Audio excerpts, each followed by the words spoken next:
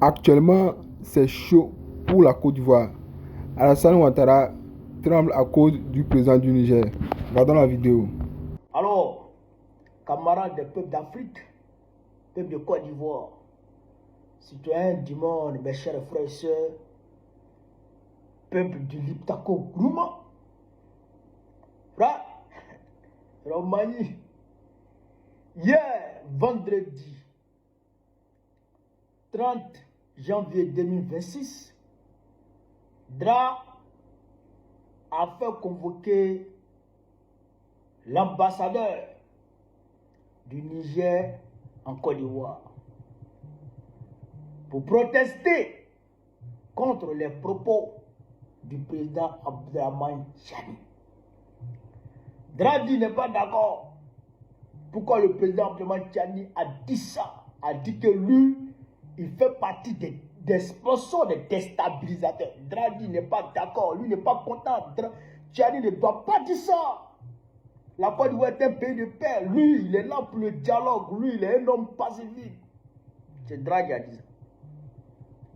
Là, on dit, coupé de tête n'aime pas qu'on passe derrière lui avec machette. Attends, non, coupé de tête qui est là, il n'aime pas qu'on passe derrière lui avec machette. Mais il n'aime pas, parce qu'il s'est dit que tu dois déjà partir avec sa tête. Est-ce que vous comprenez? Il ne veut pas voir en scène de condamnation du président Tiani, des propos du président Tiani Padra là, un acte de bravoure ou un acte héroïque, parce que le Bénin n'a pas encore parlé, la France n'a pas encore réagi, donc c'est lui qui réagit. Il ne faut pas penser que c'est un brave, il ne faut pas penser que Dra est courageux, non. C'est la peur. Dra, c'est un éternel peureux. Ok, je vous ai dit ici, je vous ai dit, ce que le président Tiani a dit là, Dra n'a pas dormi. Il n'a pas pu dormir parce qu'il s'est dit que ce que le président Tiani a dit là, le gars il va réagir. Donc pour lui, des gens ont quitté derrière le Niger, sont en train de faire mouvement vers Abidjan. Ah, il ne dort pas. Il a commencé à trembler. Hein? L'ambassadeur là, ils sont allés la chercher à la maison. C'est-à-dire qu'ils n'ont pas attendu qu'elle arrive à l'ambassade pour lui notifier la convocation. Non.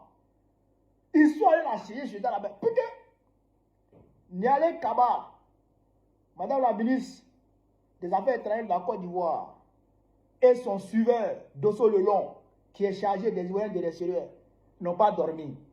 Dra ne les a pas laissés dormir. Tellement qu'il leur a mis la pression. Il faut qu'ils parlent avec Tiani. Il faut qu'ils arrivent à parler avec Tiani. Parce que c'est pas bon. Il faut que Tiani se calme. Lui, il n'a rien à voir dedans. Lui, il est un homme de paix. Lui, un vieux comme ça. Lui, il va aller chez quoi dans tout ça là. Oh, t'as vu. On te connaît. On sait que c'est toi. Est-ce que vous comprenez ça? Dra, c'est un peureux. Dra, c'est un peureux. Il est peureux, il est vieux. Mais il ne fait pas bonne chose. En 2002, 19 septembre 2002, alors que lui-même, il a orchestré, il a organisé avec la France et Blaise Compaoré l'attaque de la Côte d'Ivoire le 19 septembre 2002. Frère, quand les rebelles ont été repoussés, quand les rebelles étaient repoussés, les militaires qui sont partis derrière Dra là, eux-mêmes, ils étaient découragés. Parce que quand ils sont arrivés sur Dra, parce qu'eux, ils ont vu Dra en train de prendre la clôture. Hein? Eux, ils se disent non, ça là, si ce n'est pas Magouya, c'est singe. Dra djempé la clôture d'une manière, hein? Puis il est tombé là-bas, derrière la clôture là-bas, sur sa poitrine. Il est tombé en un singe qui est saoulé. Quand Quand il est tombé comme ça, là, s'est levé. Il a plongé dans l'ambassade de l'Allemagne. Plongé dedans. Pip. Quand il a plongé là, quand il l'a mis dedans, où il s'est arrêté, c'est en France. Lui, il pensait que le 19 septembre allait marcher. Mais comme le 19 septembre n'a pas marché, ils n'ont pas pu renverser Gbagbo en même temps. D'ailleurs, il s'est dit que les gens viennent derrière lui pour venir lui prendre. Il a mis dedans. Il a sauté clôture. En 2017, quand il a promis 12 millions aux militaires, aux rebelles qu'il a enrôlés dans l'armée de Côte d'Ivoire. Il leur a promis 12 millions s'ils menaient la guerre contre le président Gbagbo en 2011. Mais comme c'est un malhonnête, il ne paye pas crédit. 2011, en 2017, ils n'avaient pas payé leur argent. Donc, eux, ils se sont révoltés. Ils ont commencé à tirer, à Boaké, à Abidjan. Dra était à Paris.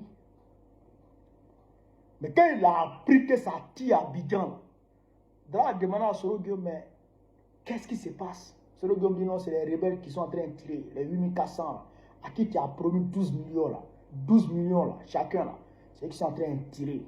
Dra dit non, lui ne vient plus à Abidjan. Dra a abandonné la Côte d'Ivoire. C'est Soro Guillaume.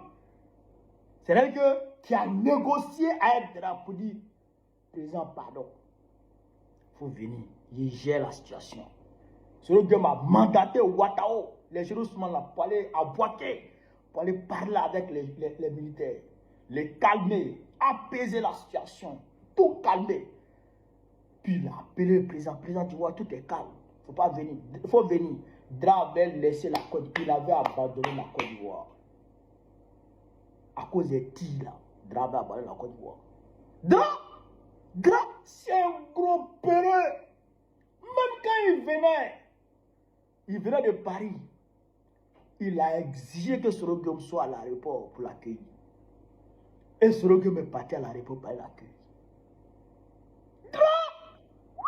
C'est un peureux. Oh, là, ce que le président Tchiani a fait, les déclarations que le président Tchiani a faites là, si un autre président de l'AES fait les mêmes déclarations, je vous le jure, Dra va quitter Abidjan, il va aller s'installer à Paris. C'est-à-dire que c'est quelques affaires qui restent à Abidjan. Dra va tout ramasser pour mettre dans un sachet bleu, et puis il va aller s'installer à Paris. Il va regarder Abidjan de loin.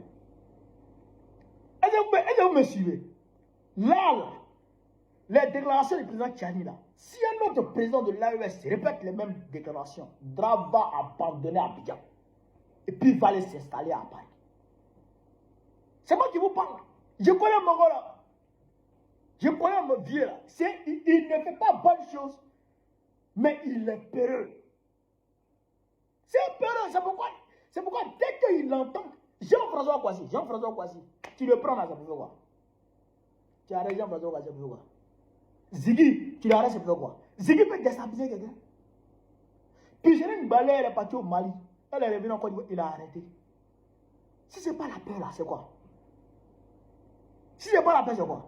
Il faut prendre les enfants dans le... Et quand il va te rater comme ça là, quand il va... En fait, il n'est pas dit derrière toi, tu as raté, non? Il prend ta soeur, ou bien il prend ton frère, il s'en va le torturer. C'est Dra qui fait ça. C'est tellement il a peur. Pour lui là, le peuple va se révolter, un jour vous pouvez le chasser. Donc tous ceux qui peuvent, comment dirais-je, éventuellement susciter cette révolte là, hop, Dra, il les attrape en même temps. Dra, un gros peureux. Mais je dis au pays de Côte d'Ivoire, dans ce face-à-face qui est en train de se dégager entre les présidents de l'AES et Dra là, nous, le pays de Côte d'Ivoire là, nous, on ne va pas soutenir Dra. Et si quelque chose arrive à Dra, nous là, aucune compassion de notre part à l'égard de Dra. Nous, on ne sera aucune compassion de notre part à l'égard des draps. Non. Parce qu'ils provoquent les gens. Ils viennent déstabiliser le pays des gens. Les pays de l'AES, les présidents de l'AES, eux aussi là, c'est des enfants des gens. C'est des papas des gens. C'est-à-dire que c'est des tontons des gens. C'est des êtres humains. Tu ne peux pas toujours tenter de tuer des gens et puis ne pas t'attendre aux conséquences. Eux là, ils ont le droit à l'autodéfense. Ils ont le droit, c'est-à-dire que la légitime défense là, c'est leur droit aussi. Oui, eux aussi, ils ont le droit à la légitime défense.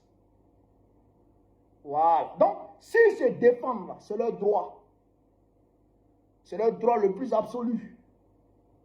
Et dans leur défense, s'ils arrivent à limer le drap, ils se sont défendus. Non, non, on ne va pas compatir à l'égard des draps. Jamais de la vie. Ça, il faut que ce soit retenu. Il faut que ce soit retenu. Pour ne pas que les gens aillent dans tous les sens. Non, nous, on ne l'a pas envoyé pour aller déshabiller le pays de quelqu'un. Nous, mais ils ne nous laissent pas. Ils ne nous laissent pas. Ils nous terrorisent. Ils nous tuent.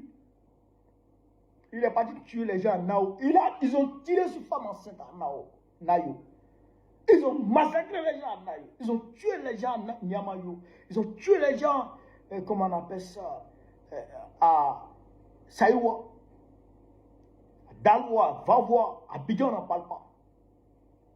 Non, si il est resté dans ces oué parce que Macron l'a envoyé pour venir déstabiliser le pays des gens, pays qui ne t'appartient pas. Pays qui n'appartient pas à Macron. Macron t'envoie pour déstabiliser le pays des gens, détruire le pays des gens, tuer les gens, massacrer les gens. Et que ces personnes-là se défendent. Et dans leur défense, ils arrivent à t'allumer. Nous là, si on n'a pas applaudi, en tout cas, tu n'auras aucune compassion de notre part. Ça aussi, c'est une réalité. Ça aussi, c'est une réalité. Parce que nous sommes du côté du panafricanisme. Nous sommes du côté du panafricanisme. Nous sommes des panafricanistes. Oui, nous sommes des souverainistes. Nous nous battons contre la France-Afrique. Nous nous battons contre toute forme de colonialisme, de néocolonialisme. Nous nous battons contre ça. Nous, on n'est pas d'accord avec toi. On n'est pas d'accord avec Dra. On n'est pas d'accord avec Macron. On n'est pas d'accord avec eux. Ça, c'est réel. On n'est pas d'accord avec eux. Macron ne peut pas nous imposer. C'est-à-dire que c'est déshydratant. Macron ne peut pas venir nous imposer. C'est-à-dire que le schéma néocolonialiste qui arrange la France. Pourquoi non, elle est là? Pourquoi non, c'est ça? Lui, il est qui? Macron, il est qui? Il est qui? Il est mieux que quelqu'un? Ou bien les Français sont mieux que nous? Les Français sont-ils mieux que les Burkinabés? Les Français sont-ils mieux que les Maliens? Les Français sont-ils mieux que les Nigériens? Et ils sont qui? Et puis ils vont vivre à l'aise. Et ils vont voler ce qui doit nous servir ici de ressources pour pouvoir vivre dignement. On va venir nous arracher ça pour aller eux leur donner pour qu'eux puissent vivre dans un confort. Parce que nous ici, on n'arrive pas à manger. On n'arrive pas à avoir le minimum vital. Pourquoi non c'est ça? Ils ont dit, eux c'est des super hommes. Eux c'est des super hommes et nous on est des sous-hommes. Nous n'acceptons pas ça. Et nous sommes d'accord avec les régimes de l'AES qui ont pris la voie de la rupture totale, qui se concentrent maintenant sur le peuple, qui travaillent pour le bien-être de leur peuple. Nous sommes d'accord avec eux, nous sommes avec eux, nous faisons corps avec eux. C'est ça qui est la vérité. Donc toi qui n'es pas dans cette dynamique-là, tu te mets dans une posture d'hostilité vis-à-vis de nous. Nous, on n'est pas d'accord avec toi, on n'est même si mes jeunes, maintenant, si on frappé Dra, si on n'a pas applaudi, on ne peut pas être fâché. On ne peut pas être fâché pour ça. Voilà. On ne peut pas être fâché pour ça. C'est ça aussi que la réalité. Ça aussi, il faut que ça soit dit. Voilà un peu ce que je voulais vous dire sur cette vidéo. Sur le Vive l'Afrique libre. Vive le panafricanisme. Vive tous les pays panafricains. Vive l'AES. Vive l'AES. Vive l'AES. Babo président de Côte d'Ivoire très prochainement, Inch'Allah. On est ensemble. Depuis l'AES a été mis sur pied, le trio Macron, Talon, Draman n'a eu de cesse de tenter de déstabiliser ces pays-là. Depuis 2023, fin 2023, 2024, 2025, on est rentré dans 2026. Frère, ceux-là n'ont eu de cesse de tenter de déstabiliser l'AE. Tout l'AE. Leur obsession, c'est de déstabiliser l'AES. Ils vont chercher des mercenaires à tout va pour venir déstabiliser l'AES. Mais les mercenaires qui ont été envoyés au Niger, là, ceux qui ont été tués là, il y a eu un Français dedans. Un Français dedans. Est-ce que vous comprenez ça? Donc, le président Tiani a réagi. Il dit, on en a marre de suivre. On en a marre de se défendre. Maintenant, on va passer à l'offensive. Je vous dis que Dra, je sais que le Waworo n'a pas dormi. Mais il ne va plus avoir le sommeil. C'est lui qui est le plus vieux parmi. C'est lui qui est le trio. C'est lui le plus vieux. Et c'est lui le moins sage. C'est lui le plus agité. C'est-à-dire que, mais c'est grave. Écoutez, si le président Abdraman Tiani, et puis Baokone va décortiquer aisément, tranquillement, normalement. Là, on est parti avec le président Abdraman Tiani. Alors, nous rappelons aux sponsors de ces mercenaires, notamment Emmanuel Macron, Patrice Talon, Alassane Ouattara, nous les avons suffisamment écoutés, aboyés, qu'ils s'apprêtent, eux aussi, à leur tour, à nous écouter rugir. C'est-à-dire que, il dit, nous les avons beaucoup écoutés, aboyés. Ils aboient, on dirait des chiens enragés. On dirait des chiens enragés. Depuis 2023, depuis juillet 2023, 2024, 2025, 2026, vous êtes dedans encore. Ah, d'accord. Nous, maintenant, là, on va rugir. Parce que nous sommes des lions. Le lion, c'est que, il ne fait pas trop de bruit. Il agit et il attrape sa proie. Ok. C'est rater le lion rate sa proie. Ça veut dire que, quand eux vont agir, là, ils ne vont pas rater. Et quand ils vont agir sur le Bénin, c'est que sur le Bénin comme ça, là, opération spéciale, Barracuda, on Cyril Talon, pour l'emballer quelque part. Ils ne vont pas l'avoir à Niamey, ni à Bamako, ni à Ouagadougou. Non, ils vont le livrer à quelqu'un là-bas. Au Niger là-bas, quelqu'un là-bas, il prend pour le mettre en prison quelque part là-bas. Puis ils vont aller voir Dra. Puis ils vont Cyril Dra. Non. Attends. Non. Président Tiani, Dra là, si vous l'attrapez, donnez-le moi-même. Moi-même, je viens là-bas et puis vous me le rendez. Moi-même, je me dis,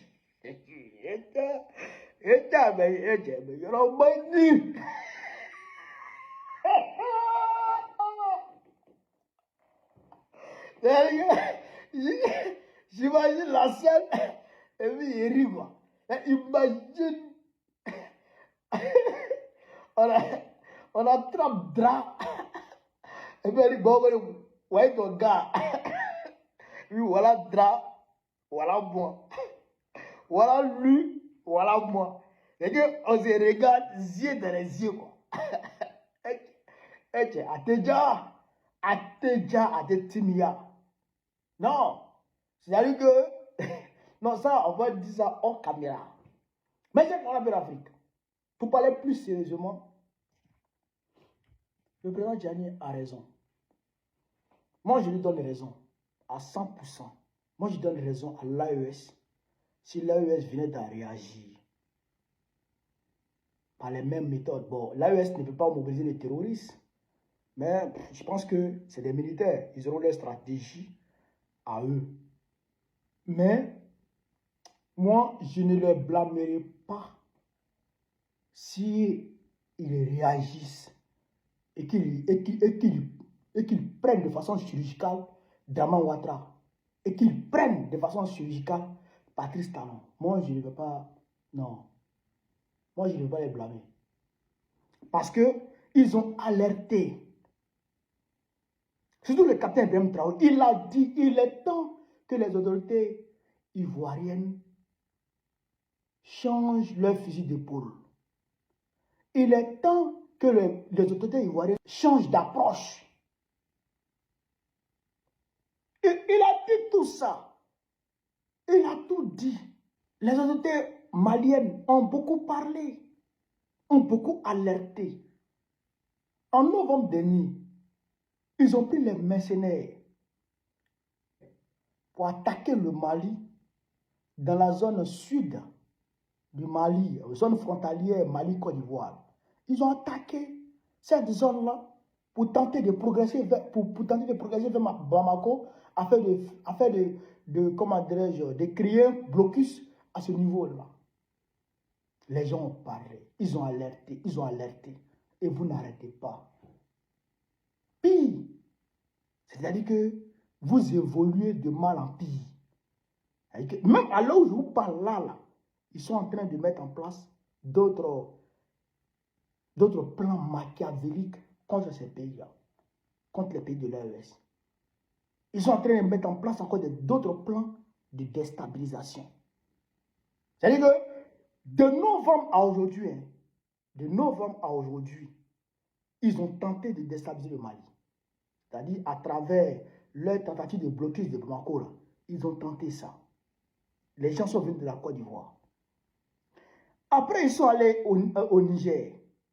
Non, ils sont venus ici au Burkina Faso.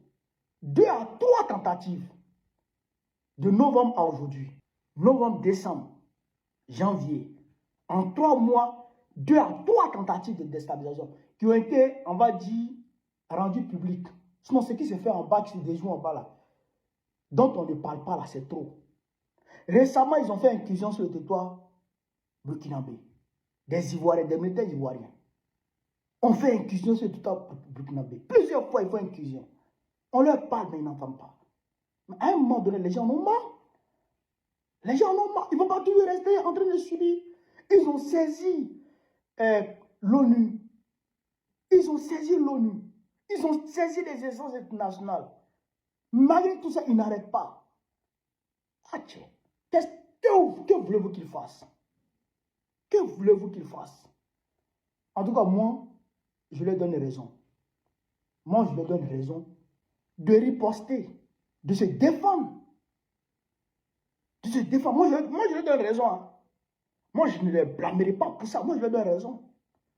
Parce qu'à un moment donné, il faut arrêter. Quoi. Il faut arrêter. Ils ne vous ont rien fait. Tout simplement, ils travaillent pour leur peuple. Ils font tout pour donner une meilleure vie à leur population. Mais où est le mal? Où est le mal? L'uranium là, c'est pour la France. L'uranium là, c'est pour la France. Quand tu regardes Macron, avec sa tête en pavé de façon mébo là, tu regardes sa tête qui est là. Bon, lui là, en quoi est-ce qu'il est nigérien? Depuis quand un Nigérien peut avoir tête qui est là, la tête comme ça, là. Depuis quand un Nigérien peut avoir tête comme ça? Est-ce que c'est pour lui, l'uranium là? C'est pour le Niger. Le Niger prend son uranium à qui il veut. C'est le problème sur la tête. C'est quoi ça? Et c'est vous, Draman Ouattara et Patrice Talon, qui êtes utilisés comme des proxys. Pourquoi? Pourquoi? Donc, à un moment donné, il faut arrêter. Moi, je ne me blâmerai pas pour ça. Non. Ils ont raison de se défendre. Ils ont le droit de se défendre. Ils ont raison de se défendre. Ils ont raison de riposter. C'est aussi que la réalité. Voilà. Donc, camarades de l'Afrique, voilà un peu ce que je voulais vous dire sur cette vidéo. Voilà. Sur ce, vive l'Afrique libre. Vive le panafricanisme. Vive tous les pays panafricains. Vive l'AES. Vive le président Ibrahim Traoré. Vive le président Assimi Goïta. Vive le président Abdoulaye Tchani. Gbagbo, président de Côte d'Ivoire, très prochainement. Inch'Allah, c'est de ça qu'il s'agit. On est ensemble, les gars. Merci. Rien ne va entre le Niger et la Côte d'Ivoire. Oui, vous avez bien entendu. Le président Abdourahmane Tchani n'a pas eu la langue de bois. Il allait très fort. Il a dénoncé suite à l'attaque qui a eu lieu au Niger il y a de cela 48 heures. Les autorités de Côte d'Ivoire ont décidé de convoquer l'ambassadeur du Niger à Abidjan. Selon nos informations, outre cette convocation, les autorités nigériennes aussi réfléchissent à rappeler purement et simplement leur ambassadeur en Côte d'Ivoire. On va d'abord lire le communiqué et nous allons avancer. Communiqué de presse du ministère d'État, ministère des Affaires étrangères et de la coopération internationale. Convocation de l'ambassadeur de la République du Niger en Côte d'Ivoire, Abidjan le 30 janvier 2026. Le ministre d'État, ministre des Affaires étrangères, informe que ce vendredi 30 janvier 2026, son Excellence, Madame l'ambassadeur de la République du Niger à Abidjan a été convoqué au cabinet de Madame le ministre d'État. Cette convocation fait suite aux graves propos tenus récemment par les plus hautes autorités nigériennes à l'endroit de son Excellence M. Ouattara, président de la Côte d'Ivoire. Au cours de cet entretien, le gouvernement ivoirien a exprimé sa vive indignation et a condamné avec la plus grande fermeté ces déclarations qui non seulement contreviennent aux usages diplomatiques, mais portent une atteinte grave à l'honneur de la dignité du chef de l'État ainsi qu'au peuple ivoirien. La Côte d'Ivoire, fidèle à sa tradition de dialogue et de paix, a toujours œuvré pour le maintien des relations d'amitié et de fraternité avec les pays de la sous-région. Toutefois, elle ne saurait tolérer que les institutions ivoiriennes soient l'objet d'agissements de nature à compromettre sérieusement la qualité de nos relations bilatérales. Une note de protestation formelle a été remise à l'ambassadeur pour transmission à ses hautes autorités. Le gouvernement ivoirien reste attentif à la suite qui sera donnée à cette démarche et se réserve le droit de tirer toutes les conséquences qui s'imposent. Fait à Abidjan le 30 janvier 2026. Voilà, il dit qu'ils vont tirer toutes les conséquences qui s'imposent. D'ailleurs, je vous informe que les autorités nigériennes vont rappeler purement et simplement leur ambassadeur en Côte d'Ivoire et ce qui est dans les tuyaux en réponse à ça. Donc, je vais vous donner, il y a un paragraphe qui m'a retenu ici. Ils disent que la Côte d'Ivoire, fidèle à la tradition de dialogue et de paix, a toujours œuvré pour le maintien des relations d'amitié et de fraternité avec les pays de la sous-région. Ce paragraphe m'a beaucoup intéressé. Pourquoi je le dis? Je trouve ce paragraphe hypocrite. Souvenez-vous, lorsque il y a eu un changement de régime au Niger, c'est celui-là même qui a voulu agresser, attaquer le Niger, qui était même celui-là même qui était à la tête de file de l'expédition punitive contre le peuple du Niger, était M. Alassane Draman Ouattara. M. Ouattara n'a jamais œuvré pour la paix dans la sous-région. Il était toujours acteur du désordre au sein de la sous-région. Parce que quand il y a eu changement de régime au Niger, c'est M. Ouattara, à travers la CEDEAO, qui a servi de tremplin pour pouvoir faire saigner le peuple nigérien. Embargo, fermeture des frontières. On a vu même les comptes de la BCEAO, les comptes de l'État du Niger ont été systématiquement bloqués. Parce qu'il fallait assifier un petit peu, il fallait étouffer économiquement le pouvoir du général d'armée Abdourahmane Tchani. Mieux, on va écouter M. Ouattara et nous allons avancer. On l'écoute. Donc pour le déploiement des troupes d'un certain nombre de pays, dont la Côte d'Ivoire. La Côte d'Ivoire fournira un bataillon et a pris toutes les dispositions financières pour l'opération. Si elle doit durer 3 mois, les provisions seront faites au niveau budgétaire pour que nos soldats et nos officiers qui participeront à cette opération ne manquent de rien. Donc la Côte d'Ivoire est prête et je viens de donner instruction au chef d'état-major général des armées de commencer la mobilisation de ces troupes pour leur participation à cette opération de la CEDEAO. Je voudrais indiquer que ces décisions sont collectives, sont celles de la communauté des États de l'Afrique de l'Ouest. Ce ne sont pas des décisions qu'il faut attribuer à un État, que ce soit le Nigeria ou la Côte d'Ivoire ou le Bénin. Ces trois pays déjà ont indiqué leur capacité de participer à cette opération.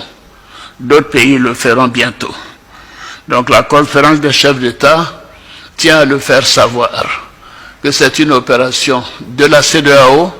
Ce n'est pas une opération des Nigérians contre les Nigériens ou des Béninois contre les Nigériens, puisque ces deux pays sont des pays voisins du Niger. Bien évidemment, ce n'est pas une opération ivoirienne contre nos frères nigériens. Mais nous sommes déterminés à réinstaller le président Bazoum dans ses fonctions de président démocratiquement élu de la République du Niger.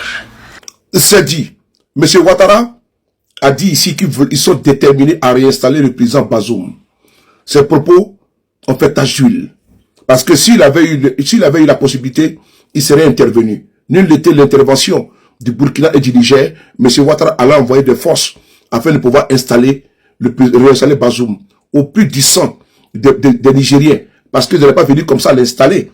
Ils allaient massacrer des dizaines et des dizaines de milliers de Nigériens pour réinstaller Bazoum.